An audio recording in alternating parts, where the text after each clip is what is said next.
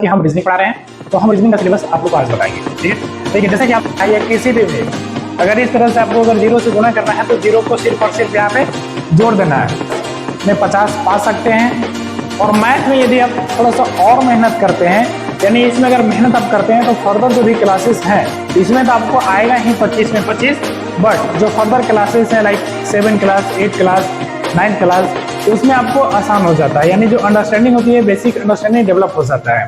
ठीक है, नमस्कार दोस्तों, जैसा कि आप सभी को पता होगा कि नवोदय और नेतरहाट और सैनिक स्कूल का क्लासेस चलाया जा रहा है। तो आज हम लोग यहाँ पे नवोदय का सिलेबस देखेंगे। ठीक है, नवोदय का सिलेबस में क्या पढ़ाना है, और आप लोग को पता होगा कि हम रीजनिंग पढ़ा रहे हैं तो हम रीजनिंग का सिलेबस आप लोग को आज बताएंगे। ठीक है, देखिए जैसा कि आप सभी को पता होगा कि नवोदय में जो पूछा जाता है रीजनिंग,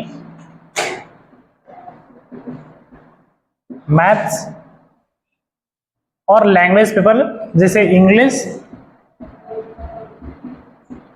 या Hindi,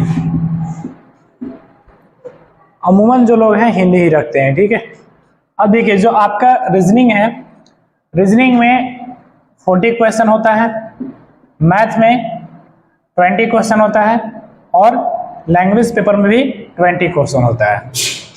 so all about total question हो जाता है, टोटल क्वेश्चन आपका हो जाता है 80 क्वेश्चन हो जाता है। लेकिन आपका जो फुल मार्क्स यानी एग्जाम होता है, फुल मार्क्स जो होता है आपका 100 मार्क्स का एग्जाम होता है।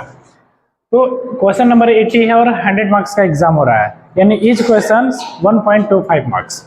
यानी जैसे कि आप देखिए रीजनिंग में 40 क्वेश्चन है तो 40 क्वेश्चन में एक क्वेश्चन 1.25 मार्क्स से होगा। अब अगर इसको आप गुना कीजिएगा तो देखिए यहाँ पे हम जीरो को पहले छोड़ देते हैं। ठीक है, अभी 4 से मल्टीप्लाई कर लेते हैं तो 4 5 20 के जीरो हासिलात में 2, 4 दूनी 8, 8 और 10 के जीरो हासिलात में 1, 4 और 1 5। अभी जीरो से हम मल्टीप्लाई नहीं किए थे तो गुना में जो डेसिमल का जो सिस्टम होता है उसमें अगर जीरो से हमें गुना करना है या किसी भी वे अगर इस तरह से आपको अगर जीरो से गुना करना है तो जीरो को सिर्फ और सिर्फ यहाँ पे जोड़ देना है। ठीक है, अब यहाँ पर देखिए कि 2 अंक के बाद पॉइंट है तो हम यहाँ पे 2 अंक के बाद पॉइंट लगा देते हैं। सो पॉइंट के बाद 0 0 है, इसका कोई मायने नहीं है। तो यानी जो आपका रीजनिंग से टोटल जो आ रहा है, टोटल 50 मार्क्स का क्वेश्चन आने वाला है। और जैसे कि आप सभी को पता होगा 50 मार्क्स का आने वाला है यहाँ पे, यानी क्वेश्चन नंबर कितना है 40 है और जो आपका मार्क्स है वो 50 मार्क्स है। जैसे कि आप सभी को मालूम होगा कि जो टाइम मिलता है, टोटल टाइम मिलता है 2 आवर्स। ठीक है, जिसमें आपको 60 मिनट जो रीजनिंग के लिए अलाउड होता है, बाकी 30। ठीक है, अब इसमें से रीजनिंग का सिलेबस लिमिटेड है। अगर आप रीजनिंग में थोड़ा सा मेहनत करते हैं तो आप 50 में 50 पा सकते हैं।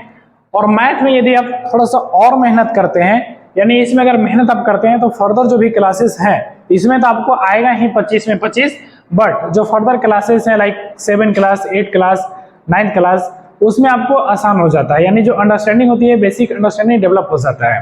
ठीक है, तो जो भी बच्चे हैं जो इनको नहीं भी देना है अगर नवोदय का, तो वो अगर बेसिक अंडरस्टैंडिंग डेवलप करना चाहते हैं तो क्लास आ सकते हैं। ठीक है, यानी उनके लिए भी जरूरी होगा।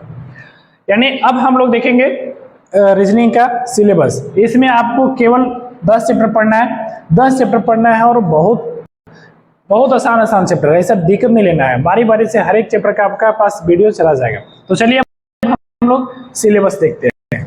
देखिए जो हम लोग का रीजनिंग का सिलेबस है ये पूरा का पूरा यही सिलेबस है। अगर हम लोग इसको पढ़ते हैं तो आप 50 नंबर अचीव कर सकते हैं इजिली। देखिए यहाँ पे रीजनिंग को मेंटल एबिलिटी भी बोलते हैं। ठीक है, इसमें अगर कहीं आपको कोई मेंटल एबिलिटी बोलते तो आपको घबराना नहीं है, उसी को रीजनिंग बोलते हैं और मेंटल एबिलिटी भी बोलते हैं। ठीक है, यहाँ पर हमें टोटल 10 चैप्टर पढ़ना है। पहला है ऑड मैन आउट, असंगत को अलग करना, मैचिंग फिगर चित्र मिलाना यानी चित्र मिलान करना है, पैटर्न कंप्लीशन पैटर्न को पूरा करना है, फिगर सीरीज कंप्लीशन आकृति श्रृंखला पूर्ति करना है, यानी आकृति रहेगा उसको श्रृंखला में बना देना है। ठीक है, जो बना रहेगा वहां पे 4 ऑप्शन रहेगा तो आपको जो आंसर आएगा यानी जो अगला बनेगा वही आंसर करना है। ठीक है, आगे देखिए 5वां आपको एनालॉजी सादृश्यता, ज्योमेट्रिकल फिगर कंप्लीशन यानी ज्यामितीय आकृति पूर्ति करना, मिरर इमेज दर्पण प्रतिबिंब, पंच हॉल पैटर्न हिंदी में भी इसका है, स्पेस विजुअलाइजेशन स्थान दृश्य अवलोकन करना है, यानी स्थान को देखना है। एम्बेडेड फिगर यानी छिपी हुई आकृति को बताना है। ये सारा का सारा कैसे चैप्टर सॉल्व होगा हम एक एक वीडियो के थ्रू आपको बताते चलेंगे, ठीक है। ऐसा नहीं कि ये सारा है क्या है नहीं है, नहीं समझ में आएगा, आपको टेंशन अभी नहीं लेना है। अभी सिर्फ और सिर्फ आपको चैप्टर बताए हैं। चैप्टर 1 जब हम चलेंगे ये पूरा का पूरा बताया कि पढ़ना है कितना, ठीक है। बाकी चैप्टर 1 जब पढ़ेंगे उसको सॉल्व करने की जो तकनीक है, जो सुविधा है, कैसे सॉल्व करते हैं, वो सारा के सारा तरीका बताएंगे हम, ठीक है। तो मिलते हैं नेक्स्ट वीडियो, तब तक के लिए बाय।